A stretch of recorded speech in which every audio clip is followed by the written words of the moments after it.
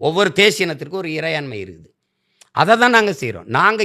நாங்கள் தமிழ் தேசியம் எந்த இனத்தையும் பகைக்க அல்ல, எம் இனத்தின் பகையை வெல்ல, எந்த ஒரு இனத்தையும் வீழ்த்தி தாழ்த்தி வெல்வதற்கு அல்ல, வீழ்ந்து கொண்டிருக்கிற தாழ்ந்து கொண்டிருக்கிற தமிழ் தேசிய இனத்தை பாதுகாக்கத்தான் இந்த அரசியல் தேவைப்படுது.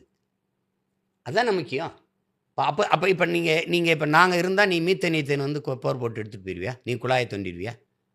நாங்கன்னா நீ கச்சத்தீவு எடுத்துகிட்டு போயிடுவியா? கச்சத்தீவு கொடுக்கும்போது கடல் நீ அவனுக்கு போச்சுன்னா கடல் பரப்பு அவனுக்கு அதிகமாயிரும். இது ஒரு அடிப்படை கூட தெரியாதா உங்களுக்கு? மீத்தேனுக்கு மாற்று இருக்கா இல்லையா? எடுக்க முடியுமா முடியாதா? பயோகேஸு மக்கிய இலைதலை கழிவில் இருந்தும் ஆடு மாட்டு கழிவில் இருந்தும் எடுக்க முடியுமா முடியாதா? முடியும். அப்போ ஏன் நீ பூமி தாய் நீரக்குலையாக இருக்கிற? இதில் என்ன டெவலப் பண்ணிட்ட? இந்த நிலக்கரிங்கிறது தீர்ந்து விடுகிற வளம். அதை 66 ஏக்கர் இது வரைக்கும் எடுத்துட்டேன். போரின் பேரொழிக்கு பிறகு நான் குடியேறிட முடியும், என் மக்களை குடியேற்றிட முடியும். இந்த நிலக்கரி ஈத்தேன் எடுத்த இடத்துல அணுவில் வெடிச்ச இடத்துல என் மக்களை திருப்பி குடியேற்ற முடியுமா? அப்போ 66 ஏக்கர் சொந்த நாட்டுக்குள்ளே என்னை அகதியாக்கிக்கிட்டு இருக்க. இது தீர்ந்து விடணும். எத்தனை ஆண்டுக்கு எடுப்ப? தீராத இயற்கை வளம் இருக்குல்ல, காற்றாலை, சூரிய ஒளி, கடல் அலை, அங்கே போ. அது எப்பவும் தீராது. இயற்கைக்கு எந்த கேடும் இல்லை, சூழலுக்கு எந்த கேடும் இல்லை. அதுக்கு வரமாட்டேங்கிற. சரி, வந்தால் என்ன பண்ணுற? காற்றாலையை தனியார் கொடுத்துட்ற, சூரிய ஒளியை தனியார் கொடுத்துட்ற. ஆனால் எது நச்சு? அணுவிலே அரசு வச்சுக்கிற, அனலை நீ வச்சுக்கிற, நிலக்கரியை நீ வச்சுக்கிற. ஏன்னா எதிர்த்து போகிறான்னா என்னை அடித்து நொறுக்கிறதுக்கு. நீ சூரிய ஒளியில் மின் பூங்கா 4000 கோடி தான் முதலீடு பண்ணியிருக்காரு அதானி. பூங்கா எங்கே இருக்குது? ஏன் ஊரில் இருக்குது, கமுதி இல்லை. 5000 ஏக்கரை எடுத்து கொடுத்தது அம்மையார் ஜெயலலிதா தான். 20 கிராமங்களை காலி பண்ணிட்டீங்க, சொந்த ஊரில் அகதி ஆயிட்டோம். எனக்கு வேலை கிடைக்கும்னா என்ன வேலை? வாயில் காப்பாளன் வேலை தான். எங்கே அந்த வேலை? அந்த தகடை கழுவுறதுக்கு நிலத்தடி நீரை எவ்வளோ வேணாலும் உறிஞ்சிக்கலாம்னு நீ கையெழுத்து போட்டு விட்ட. ஏற்கனவே நாங்கள் நீரின்றி தவிக்கிறோம் ராமநாதபுரம். அவன் அந்த தகடை இருக்கிற நிலத்தடி நீரை போட்டு உறிஞ்சி ஓட கழிவுறான். 2 தகடுக்கு இடையில விழுகிற தண்ணீரை அந்த நிலப்பரப்பில் அவன் கத்திரிக்காய், வெண்டைக்காய், தக்காளியை விளைய வச்சுக்கிட்டு விவசாயம் பண்ணிக்கிட்டு இருக்கான். 4000 கோடி உங்ககிட்ட இல்லை, அதையும் அரசு தயாரிக்கலை. எல்லா மாநிலங்களையும் அவர் தயாரிக்கும் போது ஒரு அலகு மின்சாரம் 5 ரூபாய்க்கு எடுத்துக்கிறது அந்தந்த மாநிலம். ஏன் மண்ணில் நான் இடத்தையும் கொடுத்து எல்லாத்தையும் கொடுத்து 7 ரூபாய்க்கு ஒரு யூனிட் மின்சாரம், ஒரு அலகு மின்சாரம் 7 ரூபாய்க்கு எடுத்துக்கிறோன்னு ஒப்பந்தம். ஏற்கனவே மின்துறையில் பல ஆயிரக்கணக்கான லட்சம் கோடிக்கிட்ட இழப்பு இருக்குது. இப்போ 1,30,000 40,000 கோடி இழப்பில் இருக்குது. மின்கட்டம் உயர்ந்துக்கிட்டு இருக்குது. 7 ரூபாய்க்கு எடுத்து எப்படி உனக்கு கொடுப்ப?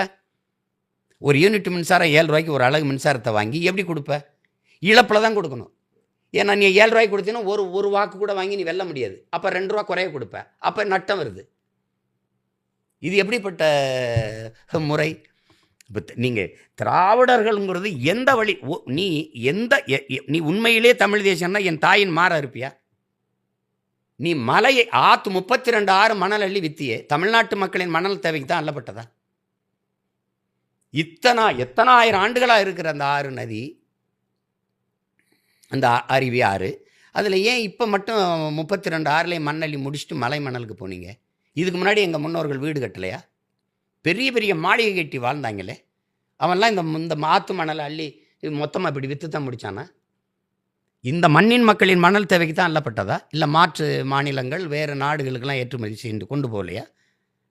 மணல் உங்களுக்கு காசு, அது முடிஞ்சிருச்சு. இப்போ எங்கேருந்து அருவி வந்ததோ ஆறு வந்ததோ அந்த மலையவே எம்சாண்டு மலை மணல்னு விற்கிறீங்க. உன்னால் மலையையும் மணலையும் உருவாக்க முடியுமா? சொல்லு. உன்னால் உருவாக்க முடியாத அழிக்கிற உரிமை உனக்கு யார் கொடுத்தது? நீ மரத்தை வெட்டிட்டா நட்டு வச்சு வளர்க்கலாம், நீரை உறிஞ்சிட்டா சேமித்து வைக்கலாம். மலையை மணலை நான் எப்படி உருவாக்குறது? இதை திராவிடம் தான் செய்வான், தமிழ் தேசியம் செய்ய மாட்டான். ஏன்னா என் தாயின் மார்புன்னு தெரியும். என் தாயின் முளை மார்பில் இருந்த பால் என் பூமி தாயின் மலை மார்பிலிருந்து எனக்கு அருவின்னு தெரியும்.